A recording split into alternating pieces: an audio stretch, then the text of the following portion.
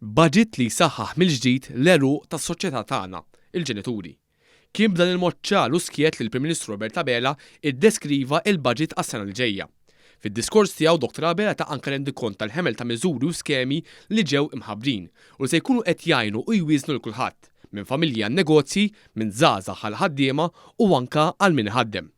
Dan kollu qed isir anke għax fi kliem il-Prim Ministru il-Partit Laburista fil-Gvern jagħti garanzija li nibqgħu mixin il-qudiem u qatt lura.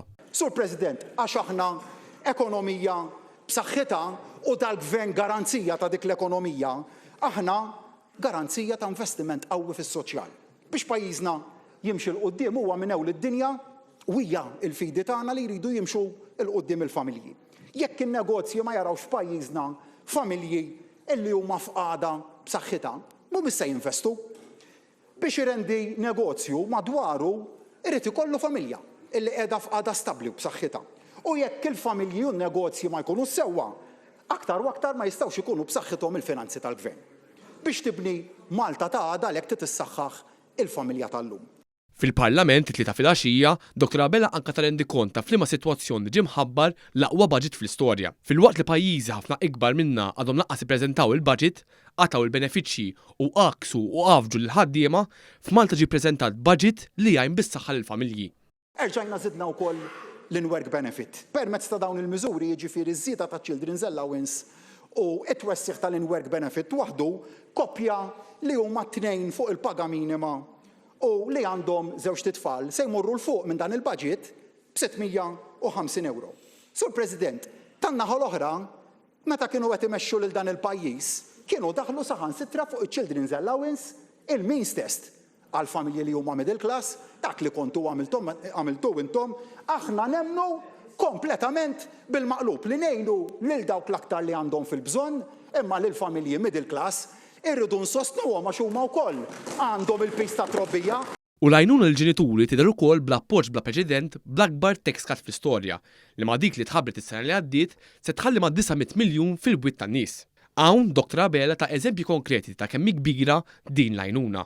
Se jkollok koppji, żewġ titfal jew aktar, li se jkunu qegħdin jiffrankaw b'aktar minn $250,000 f'taxxa, 257,000 taxxa illi se jiġu iffrankati. Tfisser għal numru ta' nissew li għandhom loan li għandhom rashom mistrieħa mill-loan tagħhom.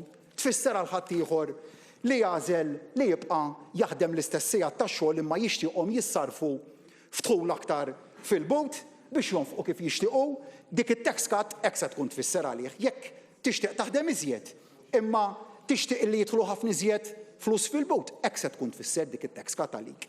Kien hawn il-Prim Ministru anke wera differenza ċara bejn żewġ partiti.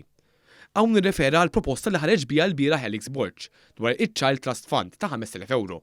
Proposta ikkupjata mill-President Amerikan Donald Trump. Dil-proposta ta' Child Trust Fund hija kopja identika tal-miżura li daħħal il-Gvern Amerikan fl-4 ta' Lulju li għadda permezz tal-One Big Beautiful Bill li se nkun qiegħed impoġġi kopja tiegħu fuq il-mejda tal-Kamra flimkien mal-website li ċitajt aktar qabel.